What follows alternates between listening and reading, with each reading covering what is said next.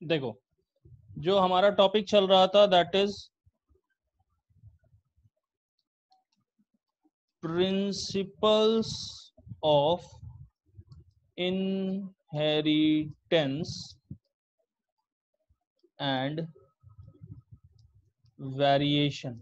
Clear, ये हमारा topic था। इस पूरे टॉपिक में आपने मेंडेलियन जेनेटिक्स के बारे में पढ़ा, पोस्ट मेंडेलियन वर्क को देखा, म्यूटेशन क्या होता है ये जाना, लिंकेज के बारे में आपने डिटेल में पढ़ा। अब यहाँ पे जो सबसे इंपॉर्टेंट टॉपिक है लास्ट का, वो क्या है जिससे डेफिनेटली आपको क्वेश्चन मिलेगा ही एग्जाम में। इसमें देखो, सबसे इंपॉर्टेंट जो है पूरे चैप्टर में वो है जेनेटिक डिसऑर्डर्स। और आपकी अच्छी बात ये है कि यहाँ पर कुछ लिमिटेड जेनेटिक डिसऑर्डर्स की बात कही गई है, ठीक, जिनसे क्वेश्चन पूछे जाएंगे। क्लियर है। अब ये जेनेटिक डिसऑर्डर्स जो आपको याद रखने हैं वो यहाँ पर दो टाइप के हैं, दो कैटेगरी के हैं। एक जो है वो है क्रोमोसोमल डिसऑर्डर, क्रोमोसोमल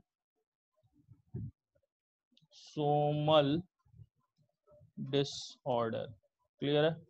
जो क्रोमोसोम के अरेंजमेंट में या उनके नंबर में चेंज होने की वजह से है। जो मैंने आपको बताया था प्लॉइडी लेवल क्या होता है, एन्यूप्लॉइडी, पॉलीप्लॉइडी क्या होगा, हाइपोप्लॉइडी, हाइपरप्लॉइडी क्या होगा, ये सारा आपने डिटेल में पढ़ा था। यहाँ पर जो याद रखना है, इन क्रोमोसोमल डिसऑर्डर्स के नाम में से 3 हैं आपके सिलेबस में जिनसे क्वेश्चन यहाँ पे आपको पूछा जा सकता है। वो 3 कौन से हैं? एक आपको याद रखना है डाउन सिंड्रोम के बारे में, अभी डिटेल में बताता हूं। डाउन सिंड्रोम के बारे में, ठीक, डाउन सिंड्रोम के बारे में। फिर है यहाँ पर टर्नर सिंड्रोम, जिनके बारे में आपको जानना है। और एक है क्लिनफिल्टर syndrome,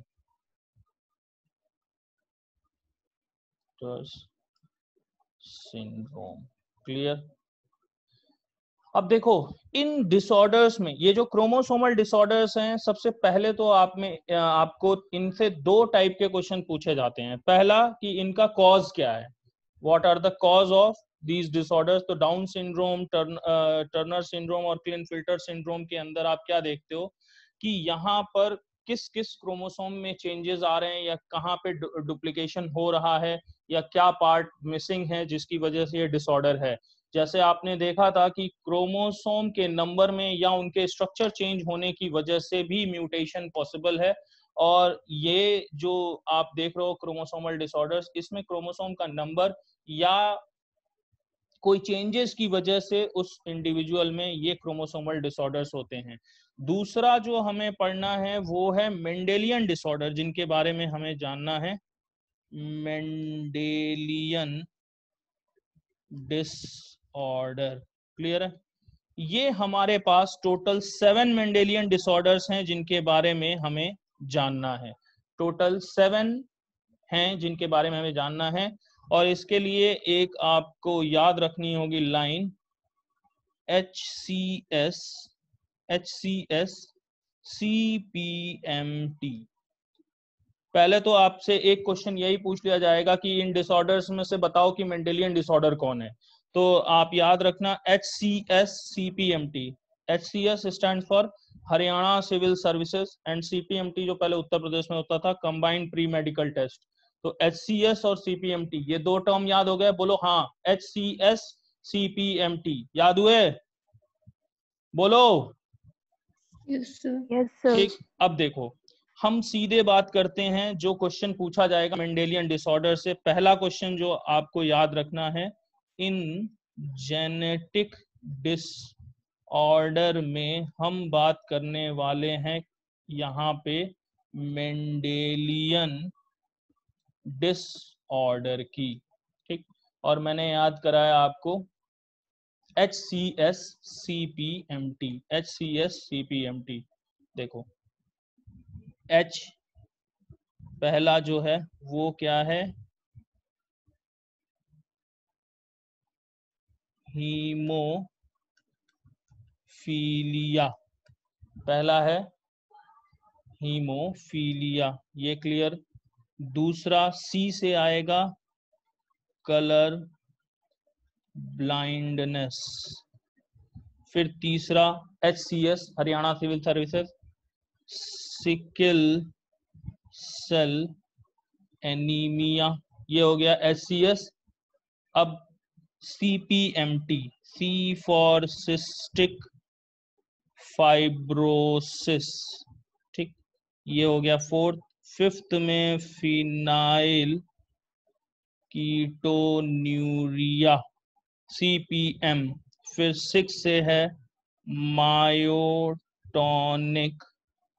dystrophy, myotonic dystrophy. And last जो सेवेंथ है वो है थैलेसीमिया, थैलेसीमिया, थैलेसीमिया। तो पहले तो हमें जो याद करना था, ये जेनेटिक डिसऑर्डर्स के अंदर ये 7 मेंडेलियन डिसऑर्डर्स हैं जिनसे आपके यहाँ क्वेश्चन पूछा जाता है। हीमोफीलिया है, कलर ब्लाइंडनेस है, सिकल सेल एनीमिया है, सिस्टिक फाइब्रोसिस है, phenylketonuria, myotonic dystrophy and the last thalassaemia. Clear. अब पहला जो यहां से क्वेश्चन पूछा जाता है वो क्या है? पहला जो यहां से क्वेश्चन पूछा जाएगा वो यहां पर क्या पूछा जाएगा कि इन डिसऑर्डर्स में, इन डिसऑर्डर्स की जब हम बात करेंगे तो यहां पर आपको याद रखना होगा क्या, कि इस 7 डिसऑर्डर्स की जो हम बात कर रहे हैं, इन 7 डिसऑर्डर्स में से, इन 7 डिसऑर्डर्स में से कौन से डिसऑर्डर्स हैं जो ऑटोसोमल हैं और कौन से डिसऑर्डर्स हैं जो सेक्स लिंक्ड हैं। अब पहला एक इसमें कॉन्सेप्ट जो आपको याद रखना होगा वो क्या है कि जो भी ऑटोसोमल डिसऑर्डर्स होंगे, जो भी ऑटोसोमल डिसऑर्डर्स होंगे वो मेल और फीमेल के लिए कोई भेदभाव नहीं रखेंगे, दोनों में उनके होने की, उनके मतलब डिजीज अपीयर्ड होने के प्रोबेबिलिटी, चांसेस हमेशा बराबर का होगा। लेकिन जो डिसऑर्डर सेक्स लिंक्ड होते हैं, जैसे एक्स लिंक्ड हैं मोस्टली आपके सिलेबस में और वाई लिंक्ड हैं, तो इनका मेल या फीमेल से फर्क पड़ेगा। ठीक, जैसे आपने देखा है कि बहुत सारे डिसऑर्डर्स के अंदर मेल कैरियर हैं लेकिन जो फीमेल्स कैरियर हैं लेकिन मेल वहां पर सफरर है, क्योंकि उनके अंदर XY क्रोमोसोम्स हैं। तो अगर X पे एक भी जीन प्रेजेंट होगा तो वो डिजीज अपीयर्ड होता है। बात समझ में आ गई? तो पहला जो क्वेश्चन है वो क्या है कि haemophilia, colour blindness, sickle cell anaemia, cystic fibrosis, phenylketonuria, myotonic dystrophy और थैलेसीमिया में से कौन कौन से ऐसे डिसऑर्डर्स हैं जो सेक्स लिंक्ड हैं, जो सेक्स लिंक्ड हैं। तो आपको सिर्फ 2 याद रखना होगा जो सेक्स लिंक्ड हैं। कौन कौन से? हीमोफीलिया और कलर ब्लाइंडनेस, ये सेक्स लिंक्ड डिसऑर्डर्स हैं। उसमें भी ये कैसे हैं? एक्स लिंक्ड हैं, एक्स लिंक्ड हैं। ठीक, और एक्स लिंक्ड कैसे हैं? रिसेसिव हैं, रिसेसिव हैं, दोनों ही रिसेसिव हैं। क्लियर है? सेक्स लिंक्ड हैं यानी मेल और फीमेल होने से इन पे फर्क पड़ता है, क्योंकि अगर फीमेल में एक्स लिंक डिसऑर्डर होगा तो आप जानते हो कि अगर होमोजाइगस कंडीशन में है ये एक्स लिंक डिसऑर्डर तभी फीमेल सफरर होगी, अदरवाइज अगर सिर्फ एक एक्स पे वो जीन प्रेजेंट है तो फीमेल कैरियर होंगी, अफेक्टेड या सफरर नहीं होंगी। क्लियर है? लेकिन मेल के अंदर अगर एक भी एक्स लिंक जीन पहुंच गया डिसऑर्डर वाला तो मेल सफरर हो जाएगा। इस बात को आपको याद रखना है। इसके बाद जितने भी डिसऑर्डर्स आप पढ़ रहे हो ये सब के सब डिसऑर्डर्स कैसे हैं? ऑटोसोमल होंगे। ये सिकल सेल एनीमिया भी ऑटोसोमल डिसऑर्डर है, सिस्टिक फाइब्रोसिस भी ऑटोसोमल डिसऑर्डर है, फिनाइल कीटोनूरिया भी ऑटोसोमल डिसऑर्डर है, मायोटोनिक भी ऑटोसोमल डिसऑर्डर है और थैलेसीमिया भी ऑटोसोमल डिसऑर्डर है। अब ऑटोसोमल है, एक्स लिंक्ड है, ये हमें पता लग गया। अब हमें दूसरा जो इंफॉर्मेशन जानना है वो ये है कि ऑटोसोमल के बाद भी ये रिसेसिव हैं या डोमिनेंट हैं।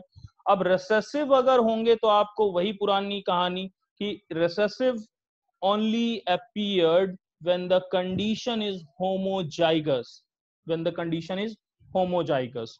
अब यहां पर मायोटोनिक डिस्ट्रॉफी को छोड़ करके, मायोटोनिक डिस्ट्रॉफी है जो डोमिनेंट है, जो डोमिनेंट ऑटोसोमल डिसऑर्डर है। Myotonic dystrophy is only dominant autosomal disorders.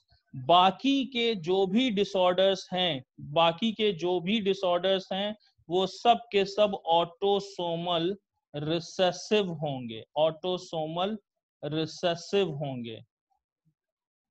ये ऑटोसोमल रिसेसिव होंगे। बात समझ में आ गई? ये पूरी कहानी याद हुई? इनसे एक क्वेश्चन डेफिनेटली आपके नीट में पूछा जाएगा, कोई रोक नहीं सकता है, इसको याद जरूर कर लेना। बात समझ में आ गई? डेफिनेट क्वेश्चन पूछा जाएगा कि ये इन 7 में से ही हो सकता है पूछ लें कि कौन सा एक्स लिंक्ड है या कौन सा ऑटोसोमल है या कौन सा डोमिनेंट है, रिसेसिव है, क्या है। इनसे क्वेश्चंस पूछे जा सकते हैं। दूसरा जो टाइप का क्वेश्चन यहाँ पर पूछा जाता है कि अगर मेल अफेक्टेड है, फीमेल कैरियर है, ऑफस्प्रिंग्स का क्या रेशियो होगा, वो आप क्वेश्चन पढ़ोगे और क्वेश्चन पढ़ने के साथ साथ जो भी उसमें इंफॉर्मेशन दी गई है उनको बहुत ध्यान से सुनना है, देखना है, पढ़ना है, समझना है और फिर उसका आंसर कर दोगे आप। जो मेथड है वो मैं आपको एक क्वेश्चन के उसमें बता दूंगा कि कैसे क्वेश्चन पूछे जाएंगे यहाँ पर। जैसे यहाँ पर एक ब्लड ग्रुप का क्वेश्चन भी पूछा जाता है जो आप देखते हो, हीमोफीलिया वाला, और एक कलर ब्लाइंडनेस से क्वेश्चन पूछा जाता है।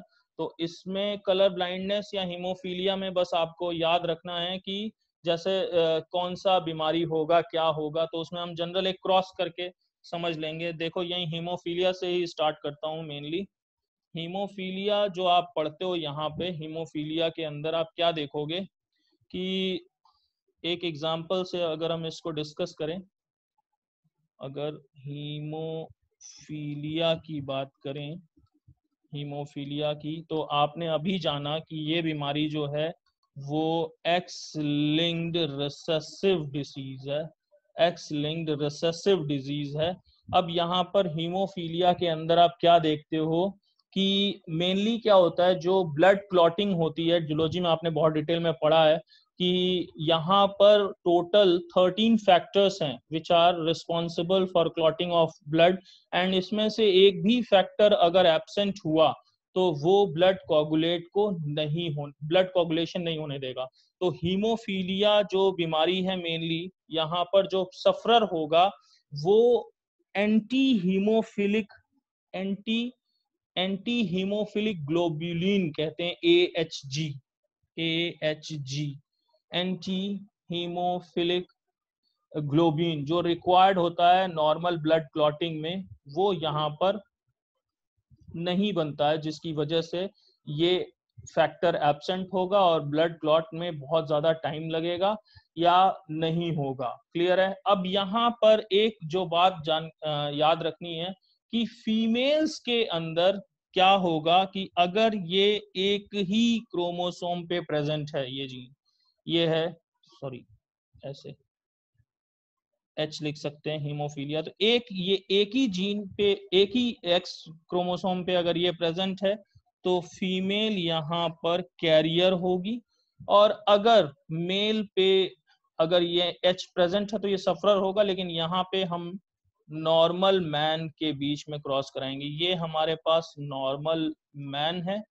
और ये हमारे पास अब हो गई कैरियर वोमेन। ठीक, तो अब यहां से जो ओवा बनेगा ये दो टाइप का बनेगा, या तो ये वाला नॉर्मल वाला, या ये इसको क्या कर सकते हैं,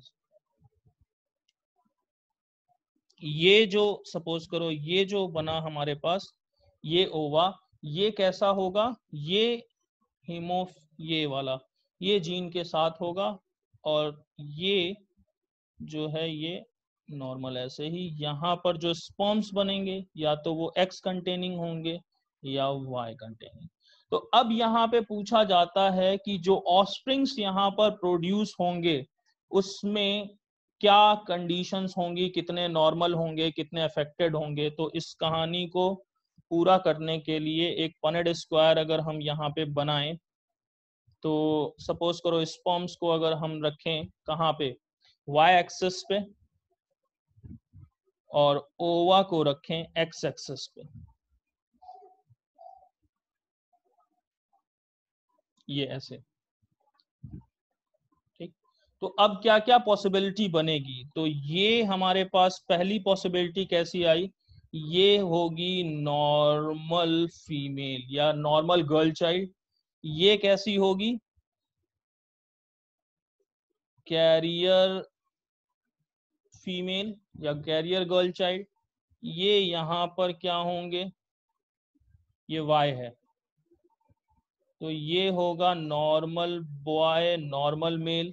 ठीक, और ये होगा कैसा, haemophilic boy, haemophilic boy. Clear. तो अब अगर आप देखोगे नॉर्मल गर्ल और नॉर्मल नॉर्मल इसमें, तो हमारे को क्या होगा कि 50% यहाँ पे आप देख रहे हो प्रोजनी में, तो यहाँ पर देख रहे हो 50% जो इनकी प्रोजनी आ रही है वो नॉर्मल है और 50% में इफेक्टेड है, मतलब या तो वो कैरियर होंगे या हीमोफिलिक होंगे। ओवरऑल ऑफस्प्रिंग्स की बात कर रहे हैं। तो जैसे अब अगर यहाँ पे देखोगे तो रेशियो, ओवरऑल सारा रेशियो देखो तो नॉर्मल का रेशियो जो होगा, 1 नॉर्मल गर्ल यहाँ पे आई है, 1 नॉर्मल गर्ल और 1 कैरियर गर्ल आई है, फीमेल चाइल्ड की बात करें तो गर्ल। ठीक, और अगर मेल चाइल्ड की बात करें तो 1 नॉर्मल बॉय कह सकते हैं या 1 हीमोफिलिक बॉय कह सकते हैं। बात समझ में आ गई। तो इसका अगर वैसे रेशियो आया 25%, तो 25% यहाँ कह सकते हो कि नॉर्मल फीमेल है, फिर 25% नॉर्मल कैरियर गर्ल है, फिर 25% नॉर्मल बॉय हैं और 25% क्या है, हीमोफिलिक बॉय है। तो ऐसे रेशियो आपसे पूछा जा सकता है, जो यहाँ पर आप समझ सकते हो बहुत अच्छे से। अब सेम जो कॉन्सेप्ट आता है वो कलर ब्लाइंडनेस पे भी लग सकता है, कि अगर कलर ब्लाइंडनेस को हम देखें हीमोफीलिया के बाद, वो भी क्या है, एक्स लिंक्ड रिसेसिव डिसऑर्डर है। कलर ब्लाइंडनेस का भी देख लो। कलर ब्लाइंडनेस की अगर हम बात करेंगे तो ये बीमारी भी एक्स लिंक्ड रिसेसिव है, जैसा कि आपने याद किया है। अब इसमें भी अगर हम बात करें नॉर्मल वुमेन की,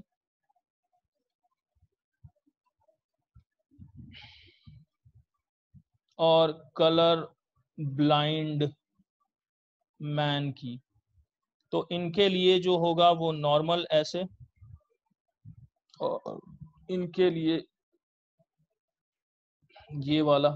ठीक, तो अब इसको भी हम कैसे कर सकते हैं, वही सेम जो पनेट स्क्वायर बनाया है, एक को एक्स एक्सिस पे और एक को वाई एक्सिस पे। तो सपोज करो हम यहाँ पर वुमेन को रखते हैं एक्स एक्सिस पे, और ये स्पर्म्स 2 टाइप के बनेंगे, ये और ये। अब यहाँ पे क्रॉस करा लो तो एक्स एक्स, ये जो होगी फीमेल, ये क्या होगी, ये है कैरियर फीमेल। क्लियर है। दूसरा एक्स सी एक्स, ये भी क्या होगी, कैरियर फीमेल। और यहाँ पर ये होगा नॉर्मल बॉय, नॉर्मल बॉय, और ये है नॉर्मल बॉय। क्लियर। तो अब हमसे अगर ये क्वेश्चन कहता है कि भाई नॉर्मल वुमेन और कलर ब्लाइंड मैन का विवाह कराया गया तो बच्चे कैसे होंगे, तो याद क्या रखना है कि ये नॉर्मल मेल है। ठीक, तो याद क्या रखना है कि देखो इनकी जितने भी मेल चाइल्ड होंगे वो सब के सब क्या होंगे, नॉर्मल होंगे। क्यों नॉर्मल होंगे? क्योंकि मेल में जो जैसे मेल से जो बॉय में जाएगा वो क्या जाता है, वाई क्रोमोसोम। एक्स क्रोमोसोम तो उनकी मदर से जाएगा जो यहाँ पे नॉर्मल है। तो जितने भी बच्चे होंगे उस कलर ब्लाइंड पिता के, वो सारे के सारे क्या होंगे, नॉर्मल होंगे। और जो फीमेल्स होंगी वो सारी कैरियर होंगी। क्यों? क्योंकि फीमेल के अंदर तो पिता का एक्स क्रोमोसोम जाता है जो कि क्या है, अफेक्टेड है। तो जितनी फीमेल्स होंगी वो सारी की सारी कैसी होंगी, कैरियर होंगी। और जितने मेल्स होंगे वो सारे के सारे कैसे होंगे, नॉर्मल होंगे। तो ये आई होप ये कहानी आपको समझ में आई होगी। ऐसे करके अगर हमसे कुछ भी पूछा जाए तो हमें बस सिंबॉलिक रिप्रेजेंटेशन में एक बार फिर से बता दे रहा हूं जिसको आपको याद रखना है। जैसे ये कंडीशन है, ठीक, तो ये जो फीमेल है वो क्या है, नॉर्मल है। अब ये कंडीशन है तो ये फीमेल क्या है, ये अगर नॉर्मल है तो ये कैरियर है। बात समझ में आ गई? अब ये कंडीशन है तो जो फीमेल है वो सफरर है। तब इस कंडीशन में जब होमोजाइगस रिसेसिव कंडीशन की बात करेंगे तब फीमेल सफरर होगी, अदरवाइज या तो वो नॉर्मल होगी या कैरियर होगी। दूसरी बात, मेल के लिए ये क्या है, नॉर्मल है अगर एक्स लिंक्ड है। और अगर ऐसी कंडीशन आ गई तो ये कैरियर नहीं होंगे बल्कि सीधे क्या होंगे, सफरर होंगे। कभी कैरियर ना होकर के हमेशा कैसे होंगे, सफरर होंगे। यहाँ पे बात समझ में आ गई सभी को? बात समझ में आ गई? अब देखो एक जो बीमारी है जिनसे आपसे क्वेश्चन पूछा जाता है वो है सिकल सेल एनीमिया।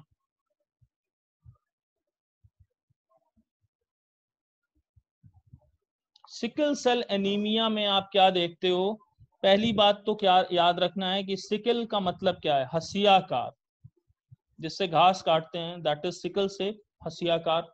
अब यहाँ पे क्या होता है, जो ब्लड है, जो आरबीसी है मेनली रेड ब्लड सेल्स, उनको जब आप देखोगे तो नॉर्मली वो ई न्यूक्लिएटेड स्ट्रक्चर होंगे। क्यों? क्योंकि वहां पर जैसे प्री मैच्योर आरबीसी को अगर आप देखोगे तो वहां पे न्यूक्लियस प्रेजेंट होगा, लेकिन स्पेस चाहिए उनको ऑक्सीजन कैरी करने के लिए, इसलिए वो ई न्यूक्लिएटेड हो जाते हैं।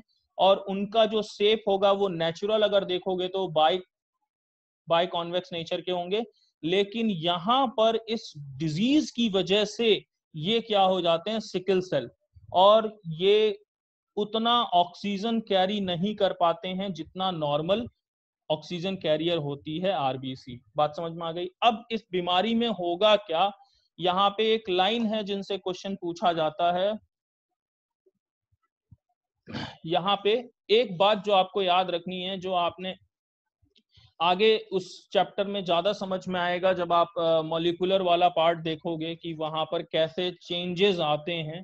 तो यहाँ पे जब आप देखोगे तो यहाँ पे एक स्टेटमेंट याद रखना है कि ये जो डिजीज है, ये जो डिजीज है ये कंट्रोल्ड हो रही है किससे, controlled by a single pair of alleles. Single pair of alleles हैं। अब कौन कौन से एलील्स हैं जो जिनकी हम बात करेंगे यहाँ पे, HBA and HBS। HBA and HBS ये हैं कैरियर, यानी हेट्रोजाइगस कंडीशन है। अगर HBA HBA ऐसी तो ये होंगे नॉर्मल। और अगर HBS HBS ऐसी कंडीशन आती है तो ये होंगे diseased and die before maturity.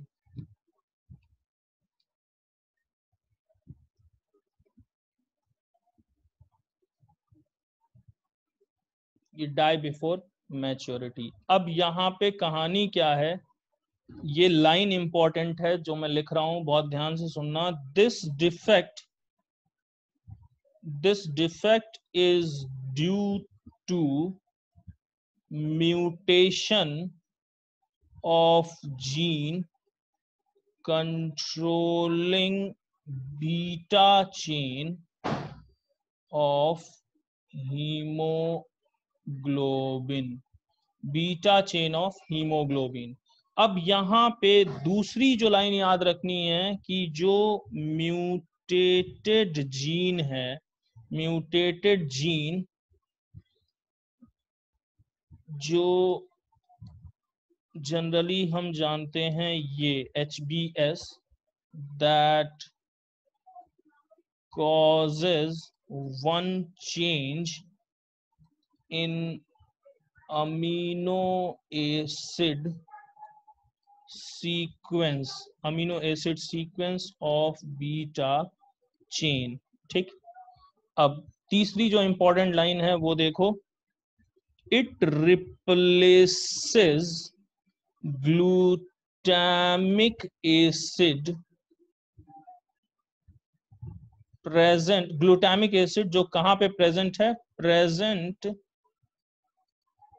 Eight 6th position of beta chain by amino acid valine.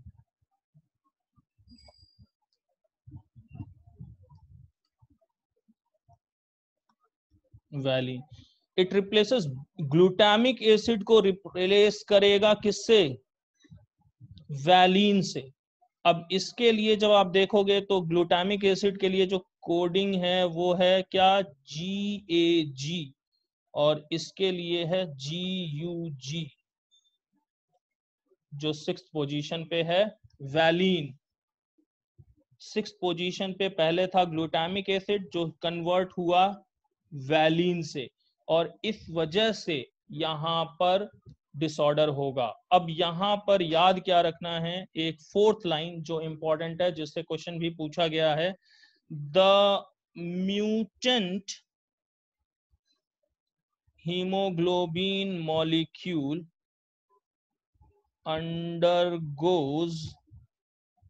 undergoes polymerization under low oxygen tension, causing the change in shape of RBC from biconcave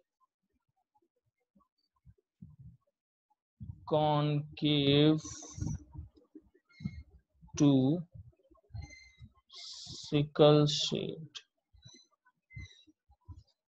बात समझ में आ गई सभी को? ये है मेनली इस बीमारी में, सिकल सेल एनीमिया के अंदर जब आप देखोगे। बात समझ में आ गई?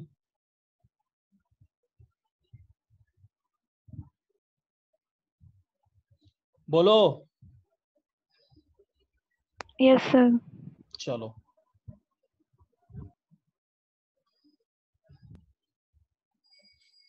एक बार दोबारा लॉगिन करो।